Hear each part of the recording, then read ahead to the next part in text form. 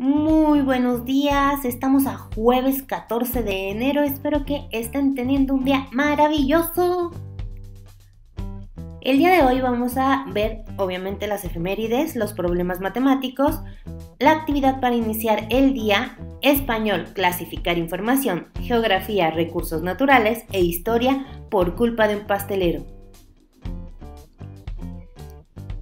Nuestra efeméride del día de hoy es el 14 de enero, pero de 1862. Los representantes de España, Francia y Gran Bretaña envían a Juárez un ultimátum exigiendo el pago de la deuda de México. Es el preludio de la guerra con Francia. Vamos a recordar un poquito de lo que ya hemos visto. Recuerden que cuando llega Juárez al poder, había una gran deuda con estas tres naciones por los préstamos que habían llegado a dar. Sin embargo, para que no se viera afectado tanto el país y porque no teníamos la solvencia económica para mantener los pagos, Juárez es el que decide que por el momento se iban a tener que dejar de pagar las cuotas. Sí, como lo que luego se hace cuando llega Coppel, ¿verdad?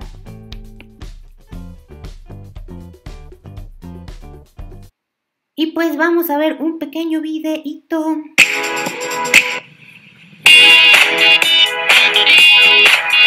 Benito Juárez y la deuda externa en 1861. Benito Juárez declara en bancarrota a México y suspende los pagos de la deuda externa para poder llevar a cabo su proyecto económico liberal. Pero, ¿qué hubiera pasado si él hubiese tomado otro camino? A continuación, esto fue lo que sucedió. Todo comienza cuando en 1824 Guadalupe Victoria reconoce los adeudos generados por la independencia, esto con el único fin de ganarse la confianza y el apoyo de las potencias del momento. A raíz de esto, este periodo fue de gran tranquilidad en México.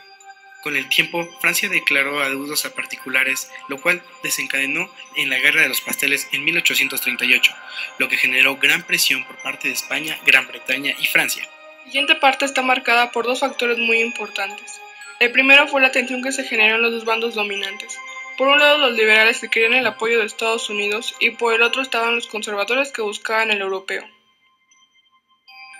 En 1857, los liberales lograron ganar terreno, ya que Benito Juárez, indígena y liberal, logró obtener la presidencia de México. Benito Juárez, al ser un indígena que venía de un estrato bajo de la población, conocía muy bien las necesidades de su pueblo.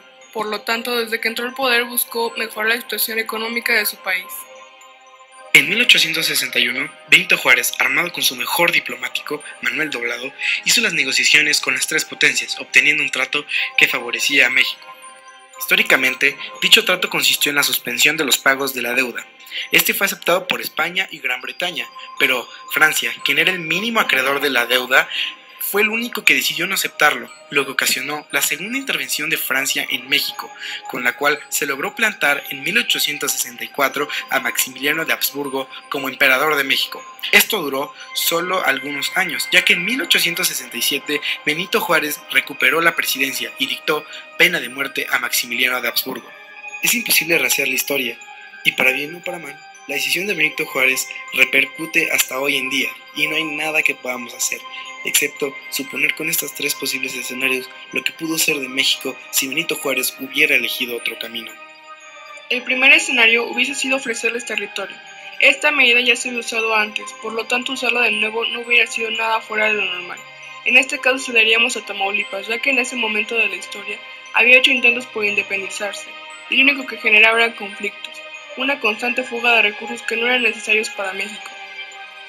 El segundo escenario sería declararse en bancarrota y dejar que las potencias hicieran lo que creían pertinente. Esta decisión pudo cambiar la historia mundial, ya que no era un secreto la intención que tenía Francia por tener presencia en América, y México en la situación que estaba era su mejor oportunidad. El tercer escenario es darle extensos privilegios comerciales que vayan desde la libre entrada y salida de productos comerciales hasta el uso y producción de materia en suelo mexicano. Esto no solo hubiera garantizado la solvencia de la deuda, sino que para México hubiera representado una rehabilitación económica, ya que al dejar vender, producir e implementar sistemas industrializados, México se hubiese convertido en un centro de producción masivo que resultaría en el pago de la deuda y solvencia económica. Y algo muy importante, México se hubiera convertido en una potencia productora a nivel global. Como en todo, esto dependería mucho de una buena administración, en donde estuviera por delante los intereses del pueblo antes que los propios, pero para preservar la comodidad, libertad, integridad y soberanía mexicana, se debió de antemano estipular que el uso de la tierra y recursos mexicanos estaban a disposición hasta que la deuda fuese saldada, interponiendo ante todo los derechos humanos.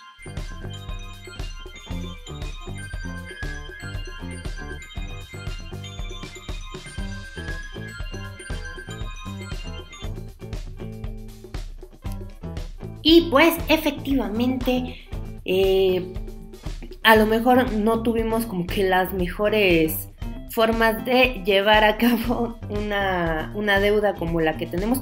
Inclusive ahorita seguimos teniendo una deuda externa, pero sí millonaria, hacia otros países, porque los diferentes gobiernos pues terminan subsistiendo a partir de que pues piden préstamos y pues no tenemos cómo pagarlo, ¿verdad?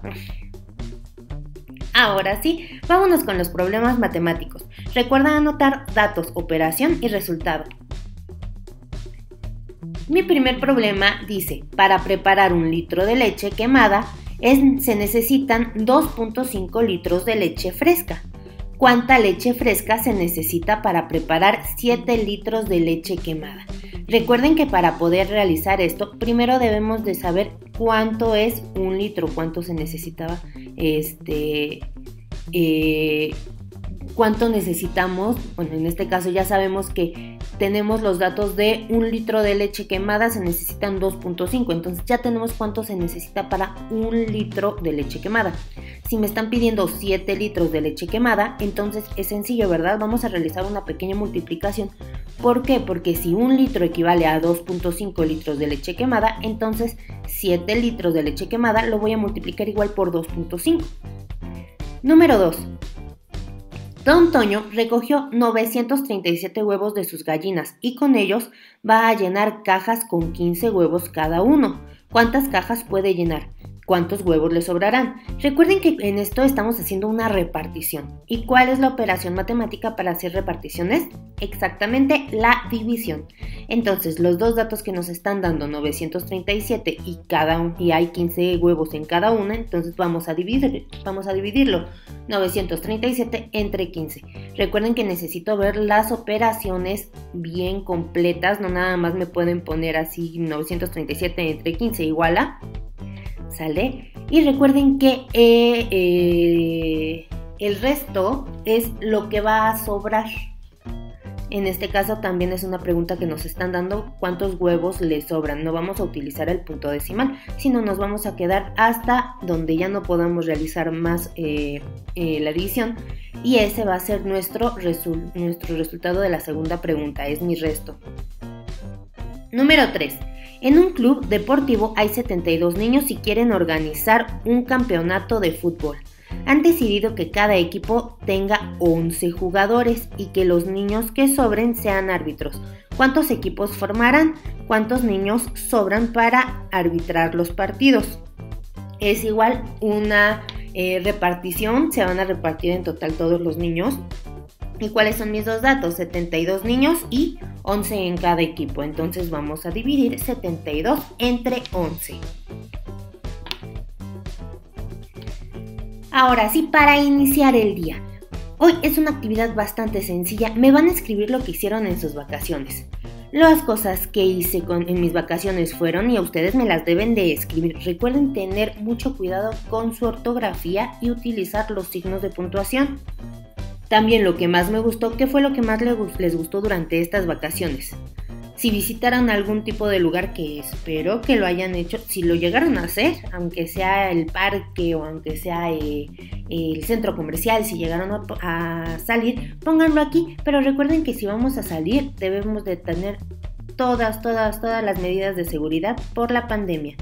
Y lo que aprendí fue, ¿qué aprendieron en estas vacaciones? A lo mejor aprendieron algo nuevo de su familia, a lo mejor algo nuevo de su mamá, de su abuelita. Hablaron con las personas que tenían al lado, les contaron algo nuevo. Todo esto me lo van a escribir y, si es posible, también me lo van a ilustrar.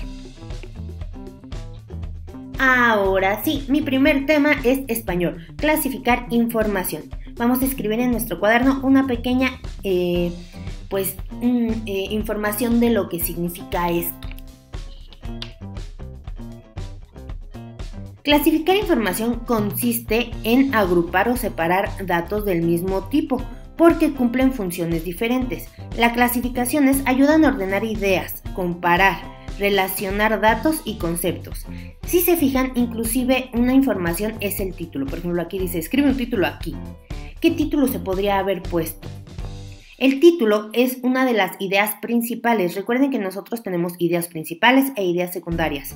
La clasificación ayuda precisamente a poder discriminar cuáles son las ideas principales que me sirven a mí para que pueda entender mejor el texto y cuáles son las ideas secundarias que a lo mejor las puedo descartar porque son repetitivas o porque no cumplen un papel fundamental. Todo esto necesitamos comparar y relacionar datos y conceptos. ¿Cuál de estos datos sí necesito ponerlos? ¿Por qué? Porque si no se pierde completamente el hilo o porque es algo esencial para lo que me están pidiendo. Hay que ser muy buenos para esto, lo que es clasificar información, porque inclusive cuando llegamos a utilizarlo en internet no debemos de ver nada más una sola página, debemos de buscar y discriminar la información que me sirve y la que no. La actividad que vamos a hacer van a leer y subrayar las ideas principales y anotar en su cuaderno las oraciones más importantes. En este caso tenemos el texto de la flor. Dice, en las plantas que tienen flores, fanerógamas, la flor es la estructura reproductiva y tras fertilización da origen a un fruto con semillas. Las partes de la flor.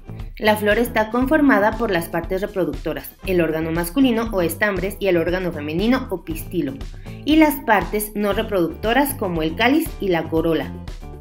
El estambre está constituido por un filamento cuyo extremo ensanchado recibe el nombre de antera. Las anteras son responsables de la producción de polen y reciben el nombre de saco polínico.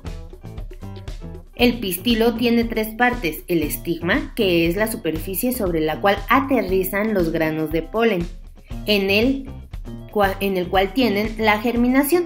El estilo es un tubo que conecta los estigmas con el ovario y por el cual pasa el tubo germinatorio, el grano de polen y el ovario, que es la base ensanchada del pistilo que resguarda el embrión. El cáliz está formado por el conjunto de sépalos que suelen ser de color verde y se encuentran situadas típicamente en la parte más externa de la flor. Su función biológica principal es proteger a la flor durante su desarrollo. La corola está formada por un conjunto de pétalos, que son piezas coloreadas que cumplen la función de atraer a los polinizadores, que son las abejas por lo general. En este caso, si se fijan, estamos hablando precisamente de las partes de la flor. Obviamente no puedo dejar ninguna de estas afuera, pero ¿cuáles son las partes más esenciales o más importantes? Si todo se les hace importante, pues subráyenlo. Pero recuerden que debemos de tratar de ir discriminando información. A lo mejor una que otra palabra o una que otra oración no nos van a servir de igual forma o inclusive las podemos modificar un poquito sin que se vaya a desvirtuar lo que nos está tratando de decir el texto. Entonces, el texto de la flor vamos a subrayar las ideas principales y vamos a anotar en nuestro cuaderno las oraciones más importantes. Para esto vamos a utilizar principalmente este cuadrito. En un lado vamos a poner principales y en el otro secundarias. En las principales me van a poner lo que son las oraciones principales, cuáles fueron las ideas principales. Y en el otro las ideas secundarias, las que dicen, ok, sí es importante, sí es interesante, pero no es tan esencial. Recuerden realizar el cuadro en su cuaderno utilizando regla y colores. Después de esto, vamos a realizar la siguiente tabla para ordenar también las ideas en el cuadro. Las partes reproductoras y las partes no reproductoras. Aquí tenemos que las partes reproductoras de la flor es el estambre y el pistilo, y las no reproductoras es el cáliz y la corola. En estas me van a poner las características de cada una y las funciones de cada una. ¿Ya se fijaron? No es tan difícil, nada más traten de subrayar exactamente lo que es más importante. Para esto pueden estar guiándose sobre voy a buscar características y voy a estar buscando funciones. Ya se fijaron que es muy importante tener una meta o un objetivo al momento de estar buscando ideas principales. Ahora sí, geografía, recursos naturales. Ya hemos visto este tema y hemos visto que hay diferentes factores físicos que necesitamos checar para que sean los recursos naturales de un mismo ecosistema, ¿verdad?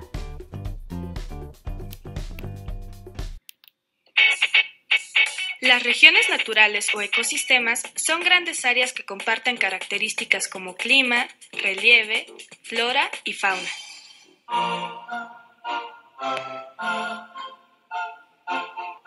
Conozcamos las características de las principales regiones naturales de México y del mundo.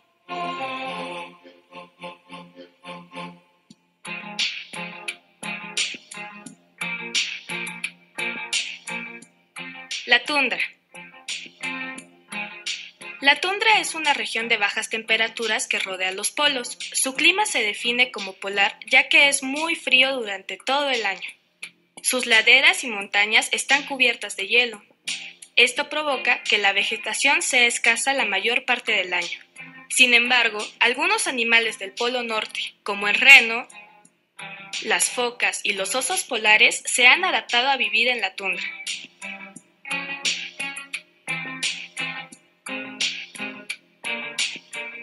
La taiga o bosque de coníferas. Los bosques de coníferas están formados principalmente por pinos y abetos, entre otras especies de árboles. Su relieve cuenta con valles y montañas, y con suelos ricos en humus y nutrientes. El clima de la taiga es frío y húmedo.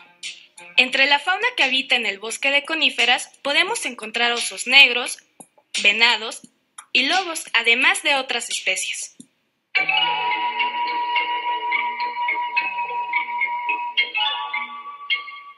Las praderas. Las praderas se localizan en las llanuras de clima templado. Los suelos de las praderas son muy fértiles. Su vegetación está constituida por pastizales, lo que las hace susceptibles a los incendios durante la estación seca. En la pradera habitan especies como los zorros, bisontes y caballos, así como diversos roedores y serpientes.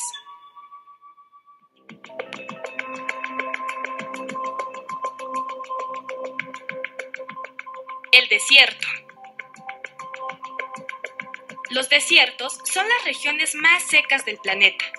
La temperatura en el día puede alcanzar los 40 grados centígrados, mientras que por la noche puede bajar hasta los 0 grados centígrados. Al vivir en el desierto, las plantas han transformado sus hojas en espinas para no perder agua.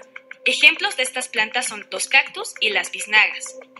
En el desierto viven muchas clases de insectos y arácnidos, así como diversos tipos de reptiles y pequeños mamíferos.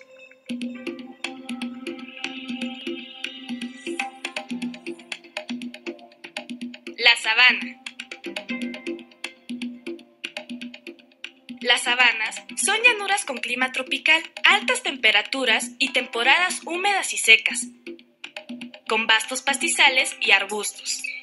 La fauna de este ecosistema es muy variada. Por ejemplo, en la sabana africana habitan elefantes, jirafas, cebras y antílopes, y depredadores como leones y leopardos.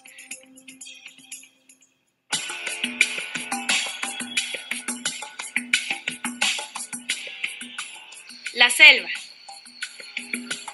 Localizada en los trópicos, la selva tiene un clima caluroso y húmedo durante todo el año. El suelo de la selva es llano, con algunas colinas y pocas montañas. En ella existe abundante vegetación y habitan grandes especies como el jaguar y una gran variedad de anfibios y miles de insectos como mariposas y hormigas.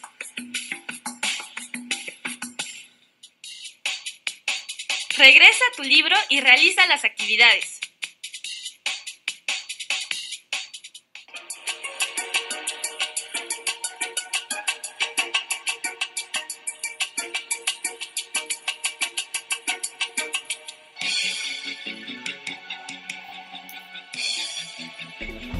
Y pues ya vimos precisamente más o menos cómo es cada una de las regiones naturales. Ustedes les había quedado de tarea que hicieran igual un mapa de las regiones naturales de México. En este caso, bueno, vamos a anotar las características de cada una de las regiones que acabamos de ver y las vamos a ilustrar. Por ejemplo, la tundra, ¿cuáles son las características de la tundra que vimos? Y la vamos a dibujar.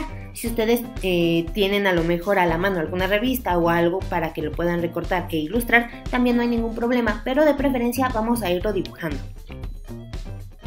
Número 6. Historia por culpa de un pastelero. Ya hemos visto que precisamente por que Benito Juárez no quiso pagar la deuda que teníamos con Gran Bretaña, Francia y España, pues esta Francia fue la que más se enojó, la que dijo, no, yo quiero mi dinero. Entonces vamos a continuar con esto para ver cómo fue la guerra de los pasteles contra Francia. Para esto vamos a leer las páginas 34 a 37 de nuestro libro de historia y vamos a contestar las siguientes preguntas. ¿Cuándo y en dónde ocurrió la guerra de los pasteles? ¿Qué relación tienen los pasteles con esta guerra? ¿Por qué se retiraron los barcos franceses de las costas mexicanas? ¿En qué transporte y cuánto tiempo se requería para hacer un viaje de Puebla a México? ¿Qué incomodidades se vivían en los viajes en aquellas épocas? Y 6. ¿A qué se asociaba la existencia de tantos bandidos en aquellas épocas? Yo sé que es mucho para leer, bueno, en realidad no es tanto para leer, está bastante chiquitito, pero vamos a tratar de sacar igual la información más importante, las ideas principales, como lo acabamos de checar en español. Después de esto, en la página número 36, van a hacer este cuadrito que dice investigo y valoro. De acuerdo con lo estudiado acerca del tema y los testimonios que se presentaron en la página 37, porque en la página 37 hay unos cuadritos con testimonios, van a responder las siguientes preguntas en su cuaderno. ¿Cuáles eran los principales problemas que enfrentaban los viajeros durante el México independiente?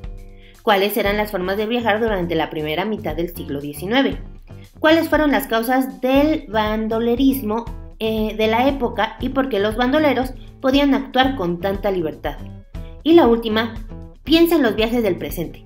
¿Cómo viajan en tu comunidad y a qué problemas se enfrentan en la actualidad? Vamos a tratar de hacer una comparativa de cómo se viajaba y si había igual, bueno, en la antigüedad había bandoleros, ahorita también tendremos bandoleros, sí, ¿verdad? Nada más que les cambiamos de nombre. ¿Y por qué creen que antes podían hacer todo esto los bandoleros en los caminos y pues no les hacían casi nada? Y se parece a lo que vivimos ahorita en la actualidad. Y eso es todo, corazones, espero que tengan un gran, maravilloso y espectacular día. Recuerden enviar sus evidencias a más tardar el sábado. Muchas gracias, recuerden que los quiero muchísimo, pónganse cubrebocas, lávense bien las manos y quieran mucho a las personas que tienen al lado. Bye.